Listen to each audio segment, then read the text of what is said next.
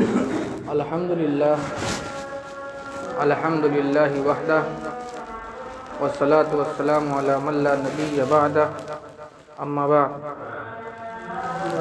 فقد قال اللہ تبارک و تعالی فی قرآنہ المجید وفرقانہ الحمید اعوذ باللہ من الشیطان الرجیم بسم اللہ الرحمن الرحیم کل نفس ذائقۃ الموت وقال فی موضع آخر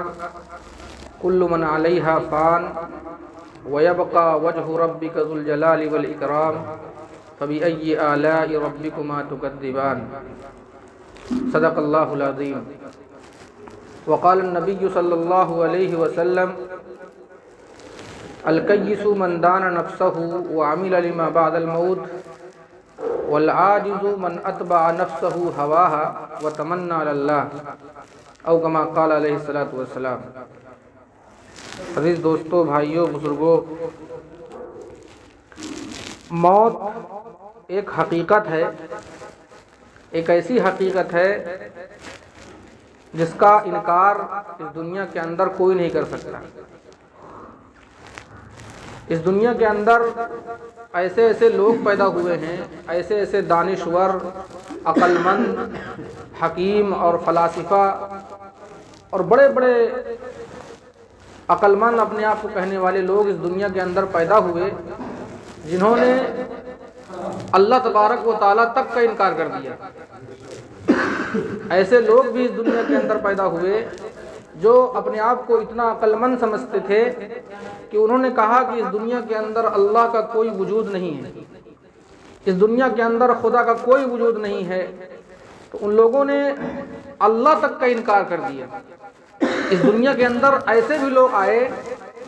جنہوں نے اپنے دور کے انبیاء اور رسول کی نبوت اور رسالت تک کا انکار کر دیا۔ حضور پاک صلی اللہ علیہ وسلم کے زمانے میں کچھ ایسے لوگ تھے جنہوں نے اللہ کے رسول صلی اللہ علیہ وسلم کو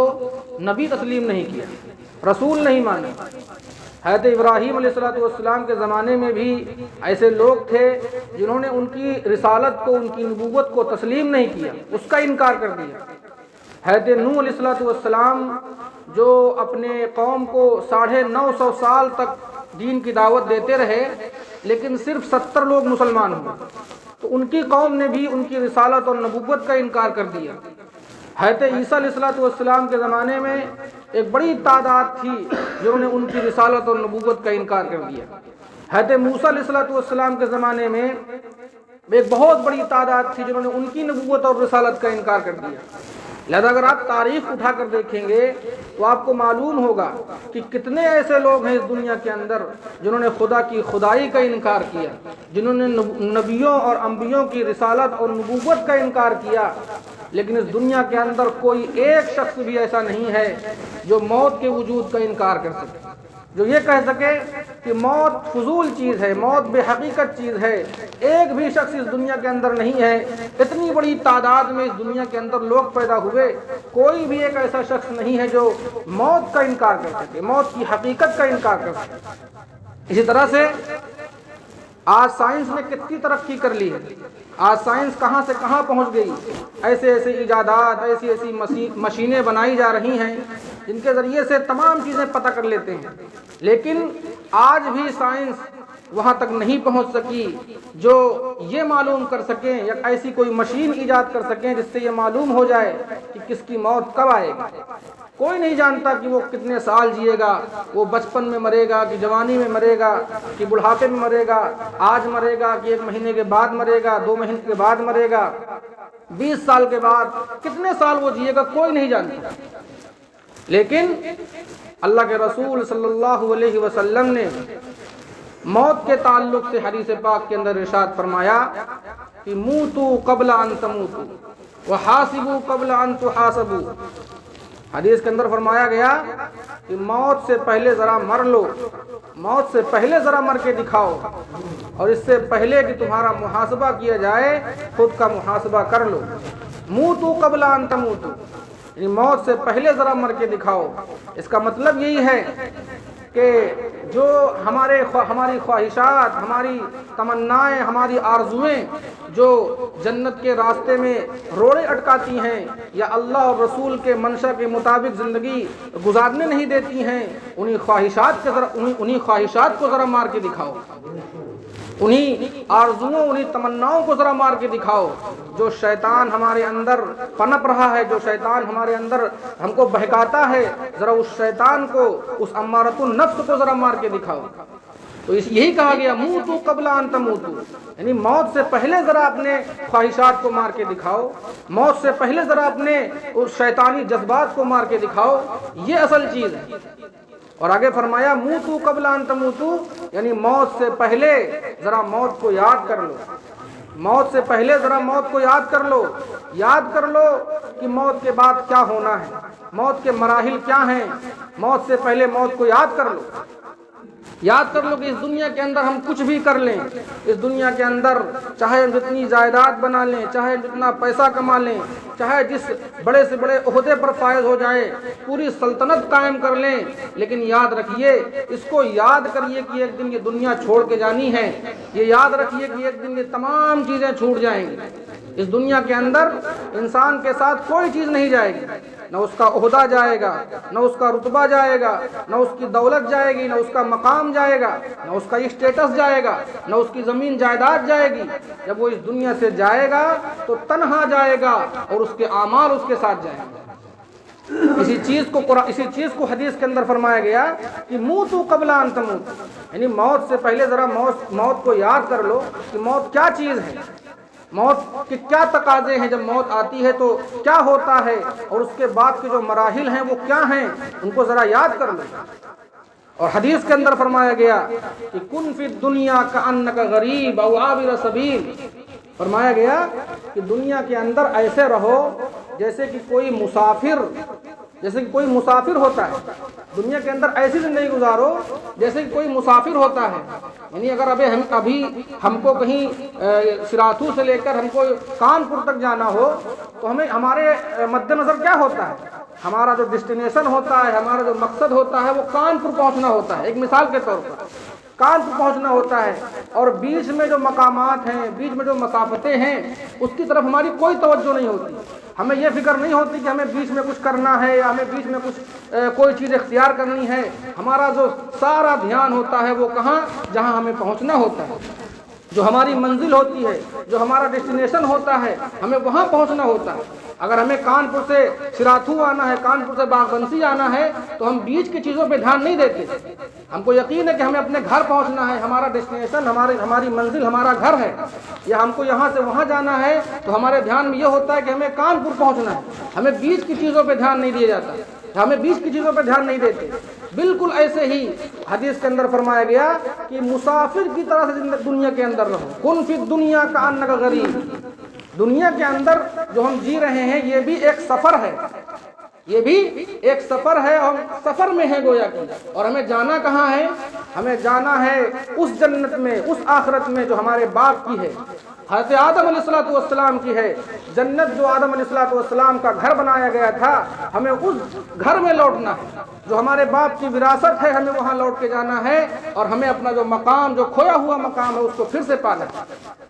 اور اللہ تبارک و تعالیٰ نے وہاں پہنچنے کے لیے، اس راستے کو آسان کرنے کے لیے اتنے انبیاء کو بھیجا، اتنے رسولوں کو بھیجا، اتنی کتابوں کو بھیجا، تاکہ جو تمہاری وراثت ہے، تمہارے باپ کو جو جنت سے نکالا گیا تھا وہ تو وہاں جنت پہنچ گئے، لیکن ان کے جو وارثین ہیں، ان کی جو اولادیں ہیں، وہ بھی وہاں جنت میں پہنچ جائیں۔ اس کے لیے قرآن اتارا گیا، اس کے لیے انبیاء علیہ السلام بھیجے گئے تاکہ تم کو وہ راستہ دکھا سکے۔ لہذا ہمیں،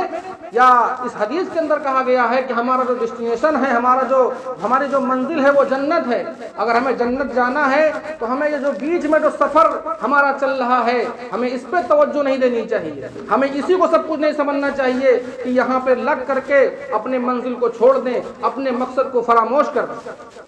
کہا یہ جو بیچ کا دنیاوی زندگی ہے یہ ایک سفر ہے، اور اس سفر پہ اتنی توجہ نہ دی جائے کہ جو ہماری منزل ہے اس کو بھول جائیں، جو ہمارا مقصد ہے، جہاں ہمیں جانا ہے ہم اس کو بھول جائیں۔ لہذا اسی کو بیان کیا گیا کہ کن فی الدنیا کأنک غریب او عابر سبیل، جس طرح سے ایک مسافر سفر کرتا ہے یا ایک راستے سے گزرنے والا انسان ہوتا ہے، دنیا کے اندر ایسے ہی رہو۔ یہاں پہ اتنی خواہشات، یہاں پہ اتنی کائنات، یہاں پہ ان تمام چیزوں کے حصول کی فکر اتنی زیادہ نہ ہو کہ ہم اپنی منزل کو بھول جائیں، اپنی آخرت کو بھول جائیں اور اپنے مقصد کو بھول جائیں۔ اس طرح سے ایک مسافر ہوتا ہے، وہ راستے میں ہلکی پھلکی چیز لے کر جاتا ہے، یا اتنا سامان، اتنی کائنات نہیں لادے ہوتا اپنے ساتھ کہ وہ جہاں اس کو جانا ہے وہاں اس کو جانا مشکل ہو جائے۔ وہ ہلکے پھلکی جو ضرورت کی چیزیں ہوتی ہیں انہیں کو لے کر کے وہ اپنے منزل کی طرف بڑھ جاتا ہے۔ تو لہذا دنیا کے اندر بھی یہ دنیاوی زندگی ہمارا ایک سفر ہے، ہمارا ایک سفر ہے، اور ہمیں سفر کر کے جنت جانا ہے، آخرت اپنی بنانی ہے۔ تو اس سفر میں ہمیں انہی چیزوں کو دھیان میں رکھنا ہے، انہی چیزوں کو اختیار کرنا ہے جو ہمارے مقصد کو فراموش نہ کر دیں یا ہمیں ہمارے منزل سے بھٹکا نہ دیں۔ لہذا یہاں پہ جو اعمال ہیں ہمیں ان اعمال کی طرف توجہ دینا ہے جو اعمال ہمارے لیے جنت کے راستے فراہم کر سکیں، وہ اعمال جو اللہ اور رسول کو راضی کر سکیں، وہ اعمال جو ہمارے لیے جنت کا سرٹیفکیٹ دے سکیں، ان اعمال کی طرف ہمیں توجہ دینی ہے۔ اور حدیث کے اندر فرمایا گیا کہ جو لوگ اپنے مقصد سے ہٹ جاتے ہیں یا کسی دنیاوی سفر کو سب کچھ سمجھ بیٹھتے ہیں، ان کے تعلق سے حدیث کے اندر فرمایا گیا،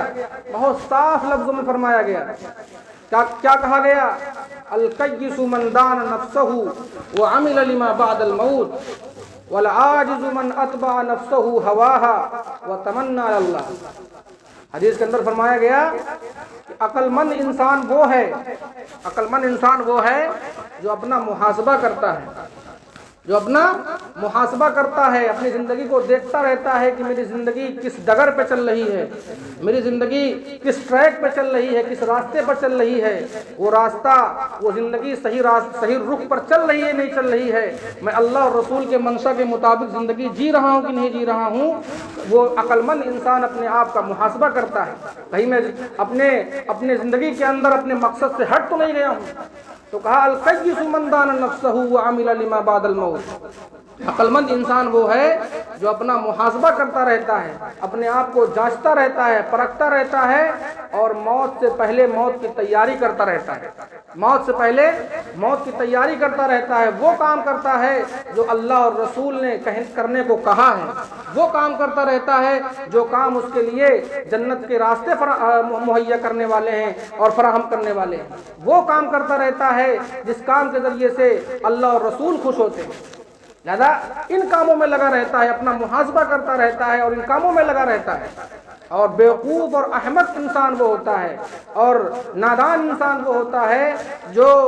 اللہ سے کرتا تو اپنے من کی ہے، والعاجز من اتبع نفسہ ہواها وتمنى علی اللہ۔ بیوقوف اور احمق انسان وہ ہے جو اپنی خواہشات میں لگا رہتا ہے، کرتا تو اپنے من کی ہے، جو من میں آتا ہے وہ کرتا ہے، جو کرنا چاہتا ہے وہ کرتا ہے، کسی کی کوئی پرواہ نہیں کرتا کہ اللہ ناراض ہو رہا ہے کہ رسول ناراض ہو رہا ہے، کرتا تو اپنے من کی ہے لیکن اللہ سے بڑی بڑی امیدیں لگائے رہتا ہے، اللہ سے بڑی بڑی امیدیں لگائے رہتا ہے کہ اللہ رحمان ہے، اللہ رحیم ہے، اللہ شفیق ہے، اللہ شفقت کرنے والا ہے، اللہ رحم کرنے والا ہے، اس طرح کی چیزیں اپنے ذہن میں بٹھائے رہتا ہے۔ تو کہا بیوقوف انسان وہ ہے جو کرتا تو اپنے من کی ہے لیکن اللہ سے بڑی بڑی امیدیں لگائے رہتا ہے۔ یاد رکھیے یہ بات بالکل سچ ہے کہ اللہ شفیق ہے، اللہ رحیم ہے، اللہ رحمان ہے، لیکن اللہ کی رحمت، اللہ کی شفقت یہ نیک اعمال کے ساتھ مشروط۔ اللہ تبارک و تعالیٰ کی رحمت ہر ایک کے ساتھ نہیں ہوتی، اللہ کی شفقت ہر ایک کے ساتھ نہیں ہوتی۔ اگر ہم دنیا کے اندر خوش ہیں، سانس لے رہے ہیں، ہمارے اچھے حالات ہیں تو ہم سوچتے ہیں کہ اللہ ہم سے راضی ہے، یا اگر ہم دنیا کے اندر پریشان ہیں تو سوچتے ہیں کہ اللہ ہم سے ناراض ہے۔ دنیا کے اندر انسان کا پریشان ہونا یا خوش ہونا یہ اللہ کی راضی ہونے اور ناراض ہونے کی دلیل نہیں ہے۔ یہ دنیا تو ایک دسترخوان ہے، یہ دنیا ایک دسترخوان ہے جس پہ سب برابر ہیں۔ اللہ تبارک و تعالیٰ نے کہا کہ دنیا ایک دسترخوان ہے جس پہ سب برابر ہیں، جو جتنا کوشش کرے گا اس دنیا سے حاصل کر لے گا، اس دنیا کے اندر کوئی اگر دنیا کے اندر خوش ہے یا اس کو کوئی پریشانی نہیں ہے تو یہ نہ سمجھے کہ اللہ اس سے راضی ہے۔ تم حشر کے اندر کیا کیا فیصلے ہو رہے ہوں، کیا کیا تمہارے لیے سزائیں تیار کی جا رہی ہوں، کوئی نہیں جانتا۔ اس دنیا کے اندر اگر کوئی پریشان ہے تو یہ نہ سمجھے کہ اللہ مجھ سے ناراض ہے۔ کیا اللہ تبارک و تعالیٰ نے اس کے لیے انعام وہاں رکھے ہوں، کن حالات میں وہ اس کے لیے کیا کیا جزائیں تیار ہو رہی ہوں، کوئی نہیں جانتا۔ لہٰذا دنیا جو ہے وہ دار العمل ہے، دار الامتحان ہے، اور آخرت جو ہے وہ دار الجزا ہے۔ انسان کا جو اچھے برے کا فیصلہ ہوگا وہ آخرت میں ہوگا۔ اس دنیا کے اندر ایک انسان جو ہے گاؤں میں سبھی لوگ رہتے ہیں، ایک بستی میں سبھی لوگ رہتے ہیں، وہاں پہ اچھے لوگ بھی ہیں، برے لوگ بھی ہیں، لیکن جب قیامت کے دن انسان جب جمع ہوں گے تو ان سے کہا جائے گا وَامْتَازُوا الْيَوْمَ أَيُّهَا الْمُجْرِمُونَ وَامْتَازُوا الْيَوْمَ أَيُّهَا الْمُجْرِمُونَ، اے مجرموں، اے گنہگاروں، آج الگ ہو جاؤ۔ آج فیصلہ ہوگا کون اچھا انسان ہے کون برا انسان ہے۔ دنیا میں تم رہتے تھے، سب لوگ ایک بستی میں رہتے تھے، لیکن آج اچھے لوگ تمہارے ساتھ نہیں رہیں گے، آج ان کا ٹھکانہ جو ہے وہ جنت ہوگا، اور تم لوگ جو ہے برے لوگ ہو یا تم نے اللہ کو ناراض کیا ہے دنیا کے اندر، تو آج تمہارا ٹھکانہ جو ہے جہنم ہے۔ آج تم یہاں اچھے لوگوں کے ساتھ نہیں رہ پاؤ گے۔ وَامْتَازُوا الْيَوْمَ أَيُّهَا الْمُجْرِمُونَ، اے مجرموں آج الگ ہو جاؤ اچھے لوگوں سے۔ اللہ تبارک و تعالیٰ قیامت کے دن کہیں گے۔